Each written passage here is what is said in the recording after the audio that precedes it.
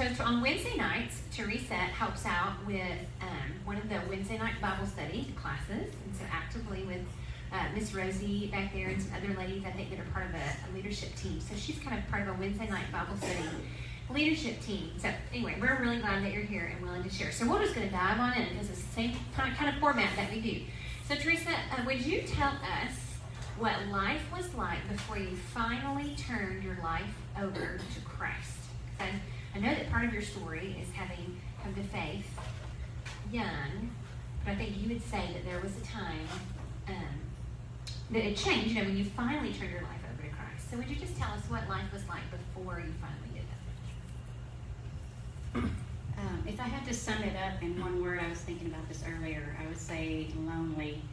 I was abandoned by my dad, my real father, when I was young, and then I grew up in a home where there was physical and psychological abuse, and then I was sexually abused by an uncle and then by a family friend. So all that kind of started really young, so I really felt isolated and alone.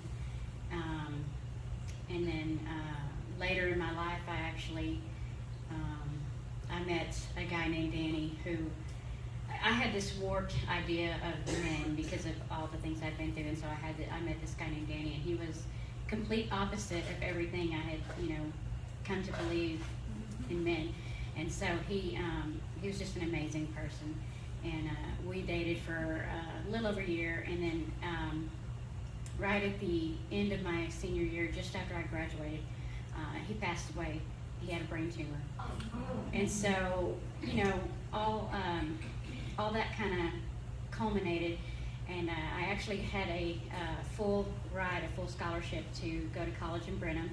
So I left, I didn't look back, I packed my bags and I went. And when I got there, I was just so hurt and so angry and just rebellious that I pretty much went off the deep end. I started, partying every weekend and just drinking every weekend, and then that wasn't enough, so pretty soon I was drinking every day, and then I was taking drugs, and at some point, I wasn't even in the dorms anymore. I was just living with whoever could keep me supplied. And so that went on for a semester and a half. And then I had this turning point in my life where I woke up and I was locked in a garage, and I didn't know how I got there or what had happened to me. And so that was the point where I was like, okay, I'm done, because I really had wanted to die, but then when I, got to that point where something could have actually happened to me, it opened my eyes. And so a friend of mine, her name is Rhonda, sent me a plane ticket, and I flew to live with her in Arkansas. But just a lot of things, a lot of bad things that happened, and I really felt like I was going through it all alone. Thank you. I think that's brokenness we can all appreciate. It's not always on the same level, but we all have moments of brokenness in our own life. So when you look back now on your life, tell us, how can you see now that God was pursuing you at that time? I love this part. It's so funny, and I hate to use a cliche, but hindsight really is 20/20, and it's so different when you look back over your life through the eyes of grace, and it's a whole different perspective. And so when I look back now, of course, I see so many times where God was there and I just didn't know it. Being raised, my family wasn't perfect, but they raised us in a Christian home, and we went to church every time the doors were open. And so I had that strong foundation to build on. And Proverbs says, if you train up a child in the way they should go, then when they're old, they won't depart from it. And that's my life. I mean, I ran from God a few times, but I always knew where I was supposed to be, and I always knew what I needed to do.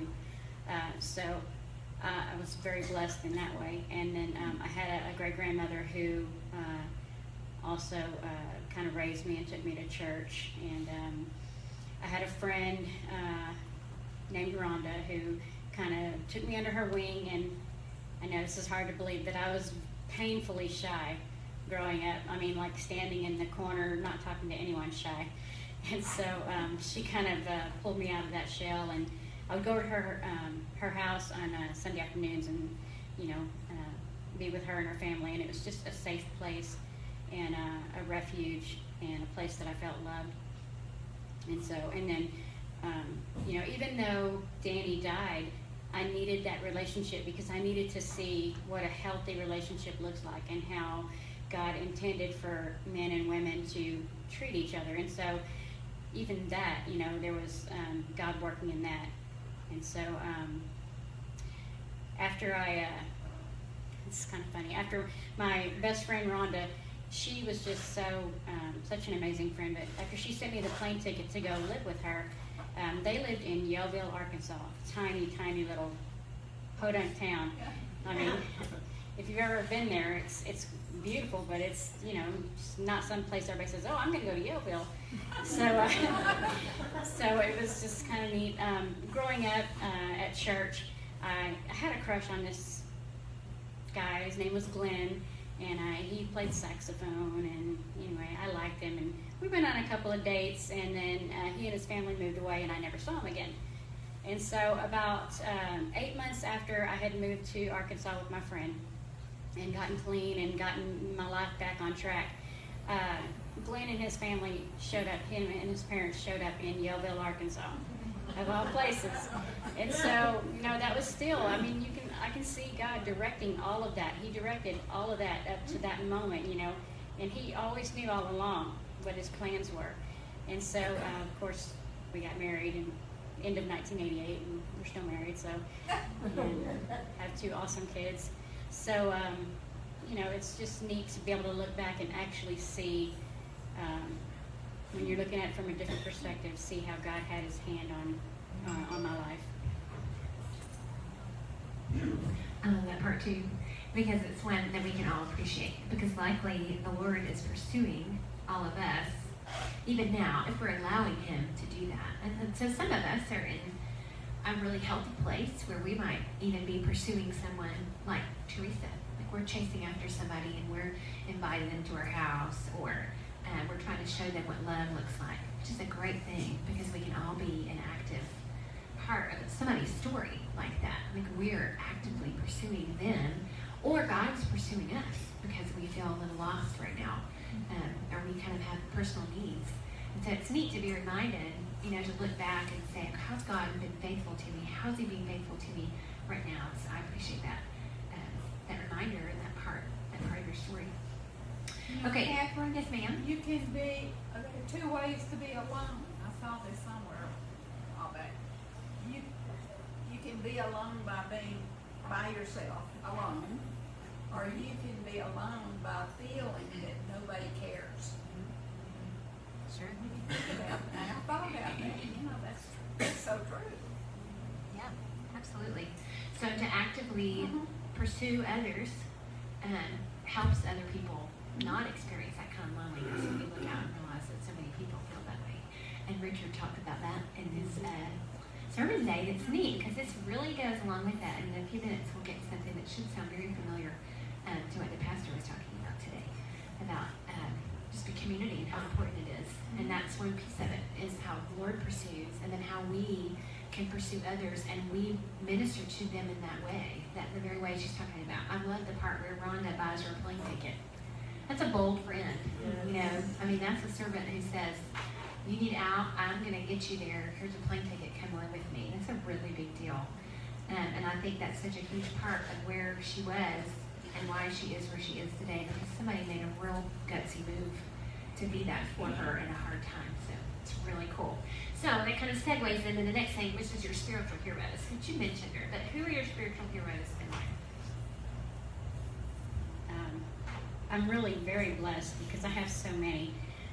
But of course, Rhonda is a huge one. She was such an amazing friend. And then when I was in college, I would drunk dial her every weekend. I mean, every weekend. All times of the night, every time I'd call and I'd cry and I'd whine and boo-hoo and, you know, about that. blower, and every time she always answered her phone. She never ignored my call. She always answered her phone, and every single time she would tell me, "I love you. God loves you. You know what the right thing is that you need to do." Every single time, and then she would pray with me, and it was just so awesome. And you know, it took a semester and a half of that, but eventually it got through. And so, and then of course sending me the plane ticket, it was just such an awesome thing. My great grandmother also is one of my spiritual heroes. She was always just very, very strong, and of course took me to church from the time I was, you know, a baby. She used to say I cut my teeth on the church pew because she took me when I was just very young. And then my friend Susie, she has just been an amazing part of my life. I had strayed again, even after all this, you know, fairly recently, 4 or 5 years ago. And Susie basically pursued me. She was one of those people that pursued me. She sought me out. She, you know, took me to lunch and basically just kind of the same thing, laid it out, you know that this is not where you're supposed to be right now. And so God really used her to draw me back. And then my friend Rosie, God has really blessed me. She has just really nudged me out of my comfort zone and just given me, she saw something in me and has given me a chance to just kind of be a leader and to share more. And so I love her for that. I guess there's so many more, but I'd be here all day. Yeah. Again, you know, we have the opportunity to be somebody's spiritual hero, and that sounds kind of silly because it doesn't mean you're going to be like awesome or fantastic, but it means that you have the ability, we have the ability to minister to people in that same way, where they really feel like they were physically rescued, you know, or are spiritually rescued because of something heroic like Rhonda did, you know. That's really powerful. Powerful stuff that people really spoke to you. God was very faithful to you. Sometimes God's faithful through us, and we ministered that actively to other people. Or we likely have similar stories where people have really reached out to us too. So, finally, you did kind of have a turning point that really helped you to commit your life to Christ. Would you tell us about that? You know, I've had several turning points, and I'm so stubborn, and I have such a rebellious heart, and God's changing that, of course. But you know, there was, of course, the waking up in the garage. That was a turning point. But you know, I turned back to my old ways, and then I drove drunk with my kids in the car and had a wreck, and you know, none of us were injured. I didn't go to jail. It was just God had his hand on me. But that was a turning point as well. But the final turning point that really kind of made me really, really turn all of me over to God, which is what I needed to do, was I really got to a point where I didn't like the person that I was. I didn't, you know, I wanted to be somebody different. And I also had a health scare as well, where I got cellulitis on my face and around my eyes, and it was because I was so run down from the way I was treating my body. And so I ended up in the hospital for about 10 days, and while I was in the hospital, God just really, really ministered to me and really spoke to me, and it was really neat because he drew all these similarities between my physical condition and my spiritual condition. I actually ended up writing like a series called Spiritual Cellulitis because it was just such an awesome time. And so I had this, you know, experience in the hospital, and then when I got out, it was just, you know, I didn't want to be the same person. I wanted to be somebody, you know, that people could trust and somebody that people could count on, and somebody that could lead other people to Christ, and not somebody that always was needing help or needing drama, or, you know. And so that was a big turning point. And you know, I still struggle, but I had to really change the way I thought about things. I was so full of negativity, And that was one of my biggest things that kept turning me back, you know, to where I wasn't supposed to be, was being negative all the time. And just, you know, I had to really change and be more positive, and I had to have an attitude of gratitude, and I had to start trusting God. And it was so amazing, because the more I trusted God, the more He blessed me. And so it's, you know, instead of that self-destructive cycle of self-loathing and self-pity and all that, it was the opposite. It was a cycle of trust and grace and faith and blessing. And so it was just really amazing. Tell us some Celebrate Recovery and Yes. About 4 years ago, after I got out of the hospital and I was making these changes in my life, I went to my very first Celebrate Recovery meeting. And it was such an amazing place. You know, I had been to AA meetings and stuff like that before, but this was so different. When you go in, the first thing you do, you pray, and then you sing and worship, and then you pray, and then you have a lesson, and then you pray again, and then you have a small group, and then you pray again. And so it was just an amazing thing. And I've grown so much just from being in that program, and from being surrounded by those people who keep me accountable and keep me encouraged. And for me, accountability is a really big thing for me. I need to be accountable. If I'm not accountable, then it's no good. And so that was a great thing that God sent me, you know, to be able to be accountable and to have that encouragement and people that I can call or, you know, talk to anytime I'm feeling, you know, like I'm going to make a bad decision or something. I can call them and talk to them, and they can pray with me, you know, and encourage me. So that was definitely a big turning point as well. Celebrate Recovery meets here in Huntsville, right? Yes. And which church hosts it? Church of Christ. Church of Christ, on yeah. Highway 30. So I don't know if y'all are familiar with Celebrate Recovery, but it's a Christian-based program.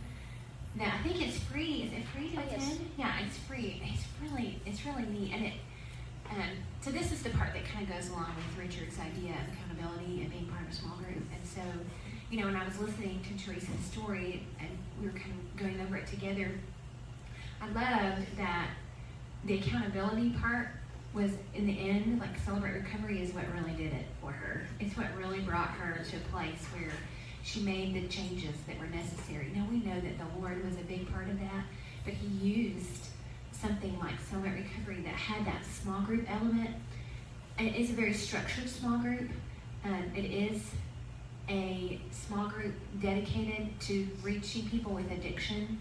And it doesn't have to be drugs or alcohol. It can be people pleasing. And I mean, it's really... They actually say hurts, habits, or hang-ups.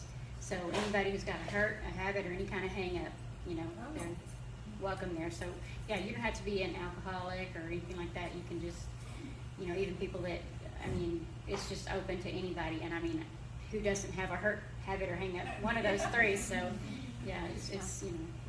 Yeah, I went to several Celebrate Recovery meetings myself. When I lived in Dallas, I was studying how to help people and do counseling things, and so I attended some Celebrate Recovery meetings, and it was really cool because it was just people talking, being very vulnerable, as vulnerable as they wanted to be about anything from an addiction to pleasing other people, an addiction to food or alcohol or drugs, or it was really just anything that kind of weighed you down. It's real structured, and there are trained people. You have to have completed Celebrate Recovery to lead Celebrate Recovery. It's a really neat thing, and so we have that here in our city, which is very, very cool. So if you or want to get more information, then obviously Teresa would be great for telling you about that. But it just resonates so well with Richard's message this morning, the idea that small groups are so vital to what we do because accountability is so vital to what we do. So that whole idea of iron sharpening iron, someone walking alongside you, holding you accountable, being willing to listen, and then you can't be lost in the crowd, like we talked about being lonely, you know, or feeling lonely. When you have accountability and when you're in a small group, it really does provide that someone's paying attention to you, and They see when you don't show up, and they're calling and checking on you. So I love that was the thing for her that changed everything about her life, essentially, brought her where she is today, and said she got real serious. But I think it was the accountability, essentially, of having a small group that did that for her. And so that's like a small group plug. BJ would be so proud. So he does have small groups for you if you're not in one. And I hope you'll encourage the people around you to either come to your small group if they don't have one, or if you don't have one, speak up and ask questions, because we can't say, I mean, her story alone should speak to just the importance of walking alongside other people, because they're all making the same mistakes and living the same human life and sharing very much of similar experiences, and you won't even know it until you open up to others around you and allow them to minister to you in that way. So it does take a little bit of vulnerability, which we know you have to do, to be very vulnerable about some things that you're working on. So I think thankful that you did that, because it gives us a picture of what it really looks like to be transformed through that community. So now you've committed your life to Christ, and what's it like now? It's just so much better. I mean, I can't even really put into words how good my life is now. God has just been so good to me. He's just blessed me in so many ways. And I don't feel lonely. That's not a word I use for myself anymore. I'm not lonely. I'm not alone. I am surrounded by people that love me, and I'm so blessed by that. And then God is just above and beyond just His grace. I mean, His grace is amazing, and that would be enough. But above and beyond that, He's just blessed me so much, especially in the last couple of years. He's just really, He's given us so much. We bought a new house a couple of years ago, and got a new truck, and we were kind of in this pit, in this hole that we couldn't get out of, and God has pulled us out of that. And just really just put us in a better position than we were a few years ago. And so he's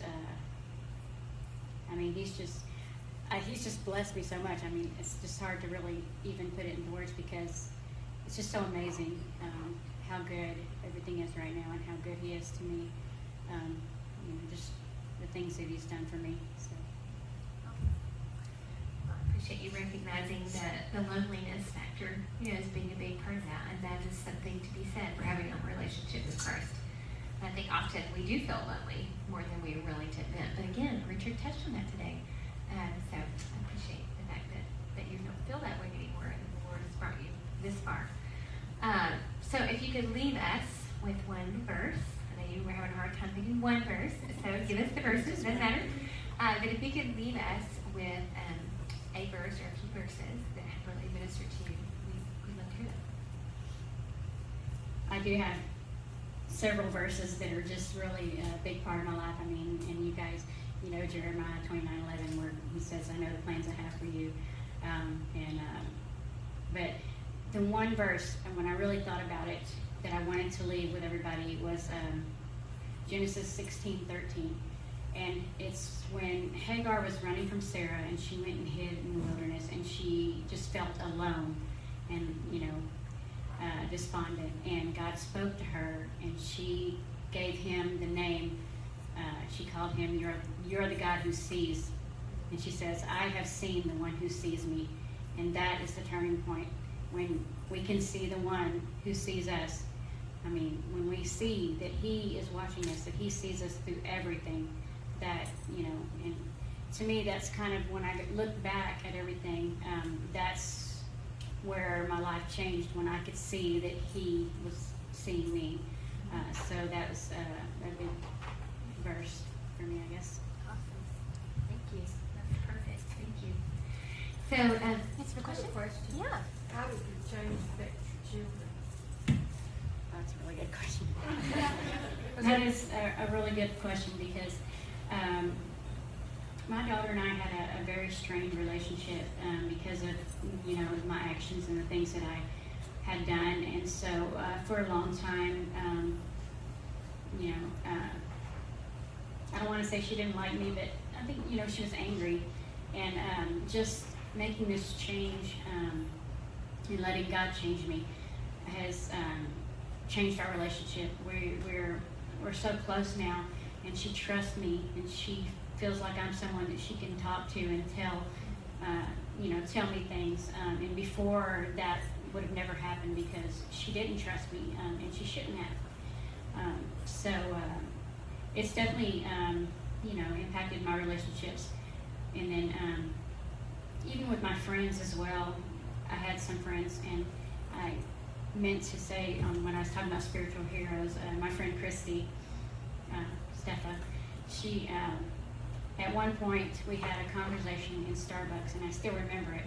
And one of the things was she just kind of talked to me about negativity and things like that. But she had said something to the effect of, I can't have negative people in my life because I need to be positive.